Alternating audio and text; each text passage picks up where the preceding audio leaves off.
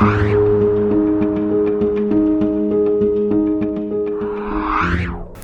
চলচ্চিত্রের কিংবদন্তি পরিচালক ঋত্বিক ঘটক বলেছিলেন, রাজনীতি জীবনের একটা বড় অংশ। রাজনীতি ছাড়া কিছুই হয় না। প্রত্যেকেই রাজনীতি করে, যে করে না বলে সেও করে। আসলে অ্যাপলিটিক্যাল বলে কোনো কথা হয় না। 24-এর রক্তাক্ত জুলাইয়ের 2 বছর পূর্তিতে আর মাত্র 2 মাস বাকি। আবু সাঈদ, মুগ্ধ, ওয়াসিম সহ 1400 শহীদ এবং 20,000-এরও বেশি আহত মানুষের রক্তের উপর দিয়ে বা রক্তের বিনিময়ে আমরা স্বৈরাচার আর ফ্যাসিজম মুক্ত একটি বাংলাদেশ পেয়েছিলাম। তারপর 18 মাসের অন্তর্বর্তীকালীন সরকার এবং পরবর্তীতে একটি নির্বাচনের মাধ্যমে একটি নির্বাচিত সরকারের 3 মাস পার হয়ে গেল। এই যে 24-এর গণ অভ্যুত্থান হলো, আসলে আমরা কি পেলাম, কি হারালাম, কি প্রত্যাশা ছিল, কি আশা ছিল, কতটুকু আশা ভঙ্গ হলো, এবং এই মুহূর্তে আমরা বাংলাদেশকে নিয়ে ঠিক কোন জায়গায় দাঁড়িয়ে আছি, এই সব কিছু নিয়ে একটা পোস্টমর্টেম করার জন্যই আজকের এই এপিসোড। 24-এর গণ অভ্যুত্থানে একজন সচেতন নাগরিক হিসেবে একটা ক্ষুদ্র অংশে আমিও ছিলাম। তাই আমার দৃষ্টিতে আজকের পর্বে আমরা 24-এর গণ অভ্যুত্থানের আদ্যপান্ত নিয়ে আলোচনা করব।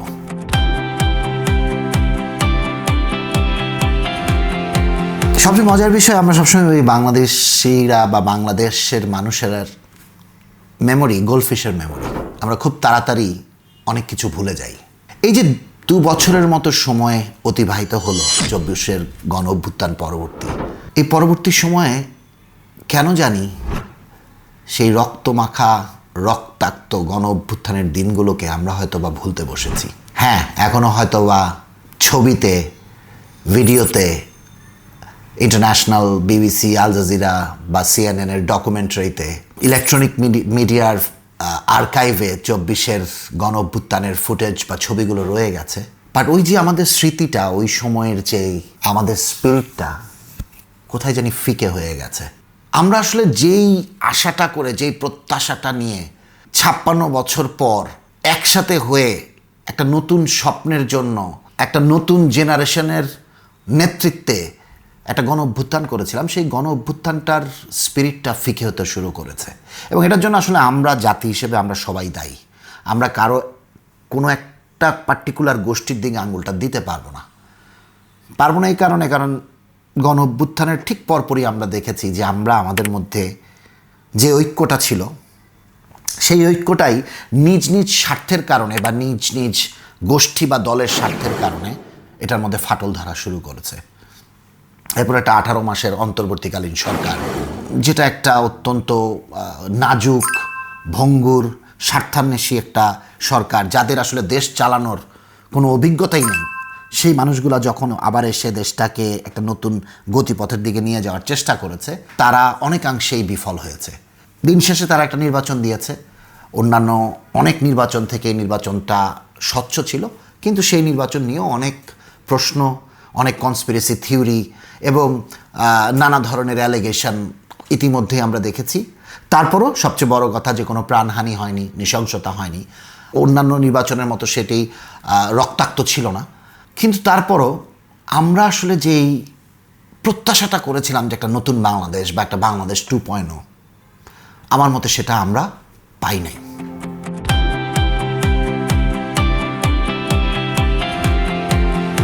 রাষ্ট্র সংস্কার, এই যে রাষ্ট্র সংস্কার ব্যাপারটা, এটা একটা প্রেজেন্ট কন্টিনিউয়াস টেন্স।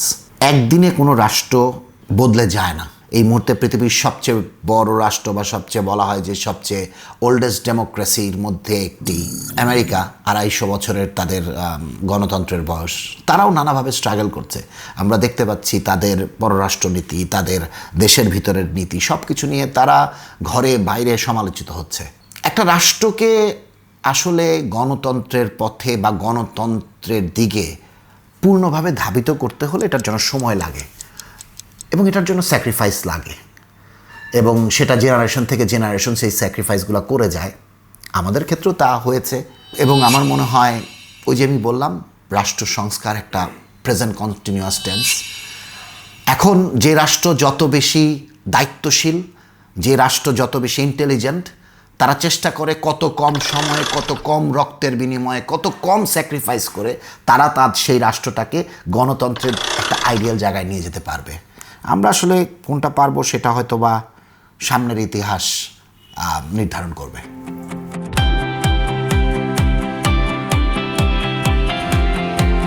আসলে বাংলাদেশে যে গণঅভ্যুত্থানটা হয়েছে, আসলে ওই যে আমি বললাম যে ইন্টেলিজেন্স, যে একটা মানুষ বা একটা জাতি তখন ইন্টেলিজেন্ট হয় যখন সে অন্যের ভুল থেকে শিখে।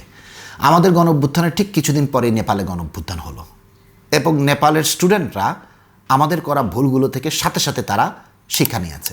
যেমন গণঅভ্যুত্থান পরবর্তী সময়ে যে অন্তর্বর্তীকালীন সরকার হয়েছে, সেখানে আমাদের ছাত্র নেতারা বা গণঅভ্যুত্থানে যারা নেতৃত্ব দিয়েছিল তারা উপদেষ্টা হিসেবে যোগদান করেছিল। আমিও গণঅভ্যুত্থানের সময় মনে হয়েছে যে হ্যাঁ, ওই সরকারে ছাত্র নেতাদের থাকা উচিত, কিন্তু পরবর্তীতে আমরা দেখেছি ওইটার কারণে তারা নানাভাবে সমালোচিত হয়েছে। ছাত্ররা যেই দল অন্তর্বর্তী সরকার থাকাকালীন সময় করেছে এনসিপি, সেই দল জনগণের ম্যান্ডেট পায় নাই, তাদেরকে আলটিমেটলি ক্ষমতার রাজনীতির দিকেই তারা এগিয়ে গেছে। জামাতের মতো একটি বিতর্কিত দলের ছত্রছায়া বা তাদের সাথে তারা অ্যালায়েন্স করে নির্বাচন করেছে, কিন্তু মানুষের ম্যান্ডেট যেটা বা মানুষের যে ভালোবাসাটা ইনিশিয়ালি তাদের প্রতি ছিল, যে শ্রদ্ধাবোধটা ছিল, যে রেসপেক্টটা ছিল, সেটা তারা হারিয়েছে। গণঅভ্যুত্থান পরবর্তী সময়ে আমরা কোনো বিপ্লবী সরকার করি নাই। আমরা যে যার দলের ক্ষমতায় কিভাবে তার দলকে ফিরিয়ে আনা যায়, সেটা বিএনপি হোক, সেটা জামাত হোক, কিংবা পরবর্তীতে নতুন দল এনসিপি হোক, আমরা দেখেছি যে কিভাবে আমাদের ঐক্যে ফাটল ধরেছে। রাষ্ট্র সংস্কারের থেকেও ক্ষমতা হয়ে গিয়েছিল আমাদের মানে মূল লক্ষ্য, যার কারণে আমাদের গণঅভ্যুত্থান যেভাবে হয়েছিল, যে স্পিরিট নিয়ে হয়েছিল, সেটা সফল হয় নাই।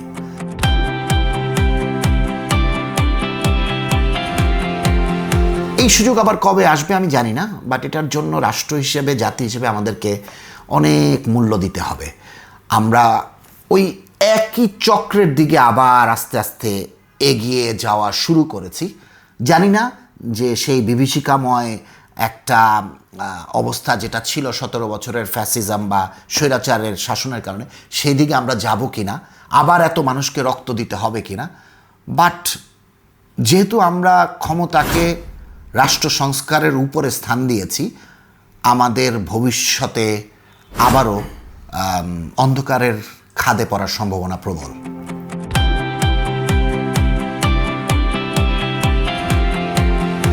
গণঅভ্যুত্থান পরবর্তী যে অন্তর্বর্তীকালীন সরকারটা হলো, আমি যেটা বলি যে কিছু সুশীল মানুষকে দেশের থেকে এবং দেশের বাইরে থেকে নিয়ে আসা হলো। সেখানে আমরা স্বজনপ্রীতি দেখলাম। খোদ যিনি প্রধান উপদেষ্টা ডক্টর মোহাম্মদ ইউনূস, যার উপরে জাতির সেই মুহূর্তে অনেক আশা ভরসা ছিল, তিনি স্বজনপ্রীতি করলেন। তিনি এমন কিছু মানুষকে তার উপদেষ্টা মণ্ডলীর মধ্যে দিলেন যারা অত্যন্ত অযোগ্য এবং যাদের রাজনৈতিক প্রজ্ঞা বলে তেমন কিছুই ছিল না। এছাড়াও বিদেশ থেকে কিছু মানুষ তিনি উড়িয়ে নিয়ে আসলেন, যাদের আসলে জনগণের সাথে, বাংলাদেশের জনগণের সাথে সরাসরি কোনো সম্পৃক্ততা ছিল না, এবং গণঅভ্যুত্থান চলাকালীন সময় যারা নিরাপদে দেশের বাইরে অনেক দূরে ছিলেন। যাই হোক, তার কাছে মনে হয়েছে এই মানুষগুলোকে আনলে সেই মুহূর্তে দেশ পরিচালনা করতে পারবেন। কিন্তু ওই যে আমি বললাম, যেহেতু তারা গণঅভ্যুত্থানের মানে তাদের অধিকাংশই গণঅভ্যুত্থানের স্পিরিটে বা গণঅভ্যুত্থানের সময় বাংলাদেশে ছিল না, তারা গণঅভ্যুত্থান স্পিরিটটাকে বুকে ধারণ করতে পারে নাই। রাজনৈতিক প্রজ্ঞার অভাব, গণঅভ্যুত্থানের স্পিরিটকে বুকে ধারণ করতে না পারা, এবং সেই সাথে স্বার্থপরতা এবং আমি বলবো যে দূরদর্শিতার অভাব, সব কিছু মিলিয়ে অন্তর্বর্তীকালীন সরকার তার কমিশনগুলো এবং কমিশনগুলোর রিপোর্টগুলো ছাড়া তেমন কিছুই তারা করতে পারে নাই। আইনশৃঙ্খলা পরিস্থিতির খুবই বাজে অবস্থা, তারপর দেশে মবের উত্থান, উগ্রবাদের উত্থান, আমরা অনেক কিছু সেই সময়টাতে দেখেছি। হ্যাঁ, গণঅভ্যুত্থান পরবর্তী সময়ে এরকম অনেক কিছু হয়, আরও জঘন্য বা আরও অনেক বাজে বাজে জিনিস পৃথিবীর অন্যান্য দেশে হয়েছে। আল্লাহর রহমতে আমাদের এখানে এটা হয় নাই। বাট আমাদের যে সুযোগটা ছিল, আমরা যে আশাটা আমরা করেছিলাম, যে স্বপ্নটা আমরা দেখেছিলাম, ওই স্বপ্নটাকে অন্তর্বর্তী সরকার বাস্তবায়ন করতে পারে নাই। বিসাইড তারা যে কমিশনগুলো করেছিল, কমিশনের রিপোর্টগুলো দেয়া ছাড়া। এনারা ম্যাক্সিমাম লোকই তারা অ্যাকাডেমিশিয়ান, তারা পড়ালেখা জানা লোক, ওয়েল এডুকেটেড, তো তারা তাদের ওই জায়গাটাকে কাজে লাগিয়েছে।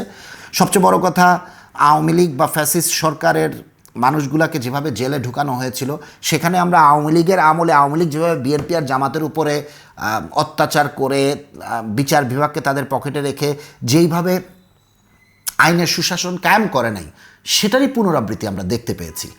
আমার কথা হলো যে একটা অপরাধী সরকারকে হটিয়ে আরেকটা সরকার যদি সেই অপরাধী সরকারের খারাপ জিনিসগুলাই তারা মানে প্র্যাকটিস করে, তাহলে আসলে বদল আর হলো কোথায়? সেই মুহূর্তে আমাদের একটা বিপ্লবী জাতীয় সরকারের দরকার ছিল রাষ্ট্র হিসেবে, আমরা সেটা পারি নাই, এবং এটার মাসুল জাতি হিসেবে আমাদেরকে দিতেই হবে।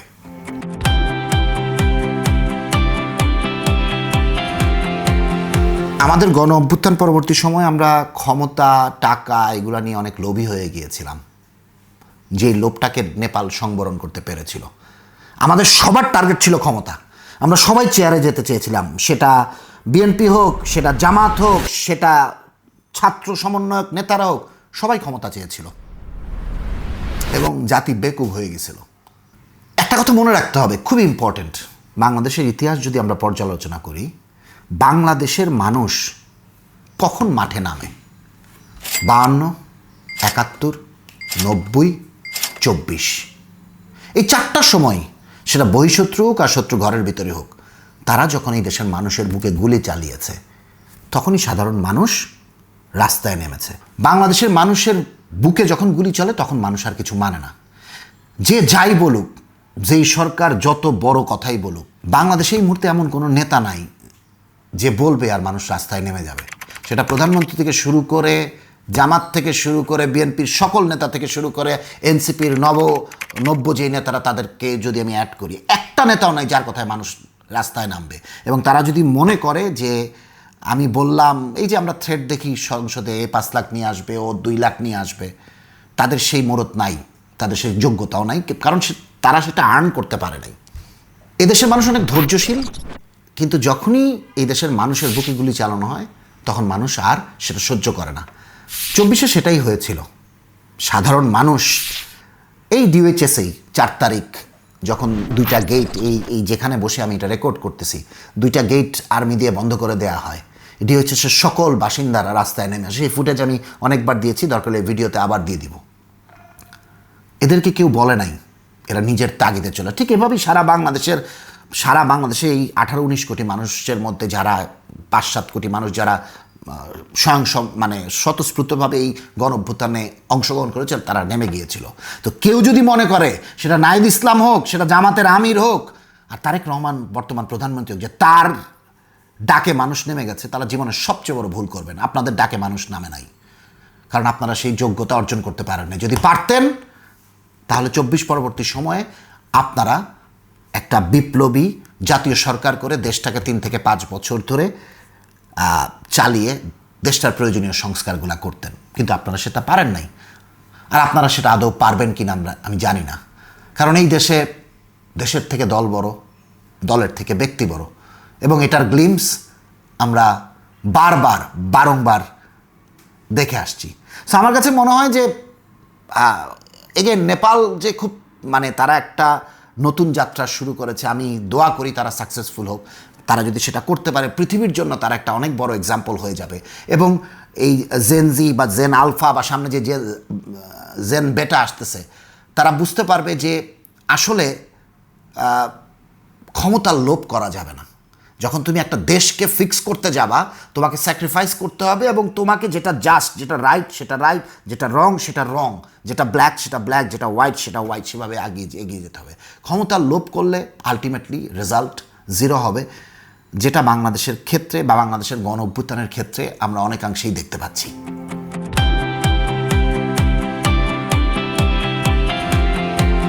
না, এটা তো একটা অনেক বড় ব্যাপার যে আমরা গণ অভ্যুত্থান পরবর্তী সময়ে ফ্যাসিস্ট সরকারের অনেক নেতাকে এবং অনেক তাদের দোসরদেরকে, অনেক বড় বড় দোসরদেরকে সেফ এক্সিট দিয়ে দেশের থেকে বাইরে যেতে সহযোগিতা করেছি।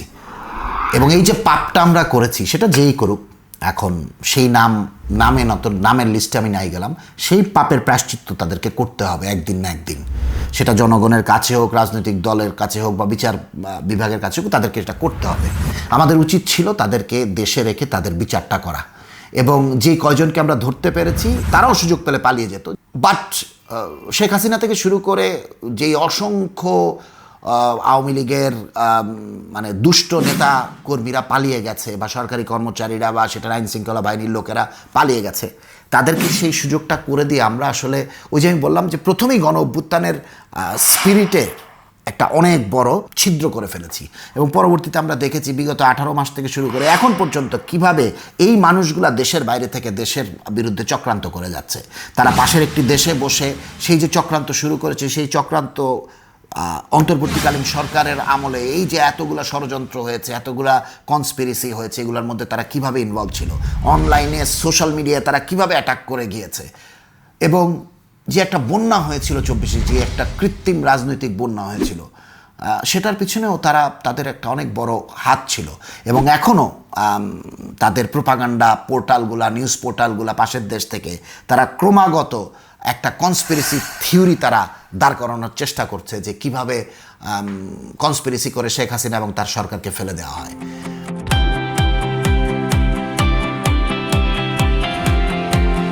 আসলে আওয়ামী লীগকে, স্পেশালি আওয়ামী লীগকে আমি বলবো যে আওয়ামী লীগ যদি মনে করে যে তারা এইসব কনস্পিরেসি থিওরি দাঁড় করায় তারা দেশের মানুষের স্বতঃস্ফূর্ত গণ অভ্যুত্থানকে ব্লেম করে, তারা কোনো অনুশোচনা না করে, তারা কোনো জাতির কাছে মাপ না চেয়ে তারা একদিন ফিরে আসতে পারবে, হ্যাঁ হয়তো বা পারবে, বাট সেই যাত্রা অনেক লম্বা হবে। রিকনসিলিয়েশন করতে হলে আওয়ামী লীগকে ক্ষমা চাইতে হবে, তাদের ভুল স্বীকার করতে হবে। তারা যদি মনে করে যে মেজর জেনারেল জিয়াউল হাসানের মতো একটা পাষণ্ড বর্বর খুনিকে তারা এখন পীর হিসেবে তারা জাতির সামনে তাদের কনস্পিরেসি থিওরি দিয়ে, তাদের প্রোপাগান্ডা নিউজ পোর্টালগুলো দিয়ে তারা জাতির সামনে হাজির করবে এবং জাতি সেটা মেনে নিবে, হ্যাঁ কিছু অংশ আওয়ামী লীগকে যারা এখনও অন্ধভাবে সাপোর্ট করে তারা হয়তো বা মেনে নিতে পারে, বাট এই দেশের কোটি কোটি মানুষ আছে যারা সেটা মানবে না। আওয়ামী লীগকে বুঝতে হবে যে আওয়ামী লীগের সাথে অন্যান্য সকল দলের এই যে ফলআউটটা, এটার মধ্যে একটা বিশাল পার্থক্য আছে।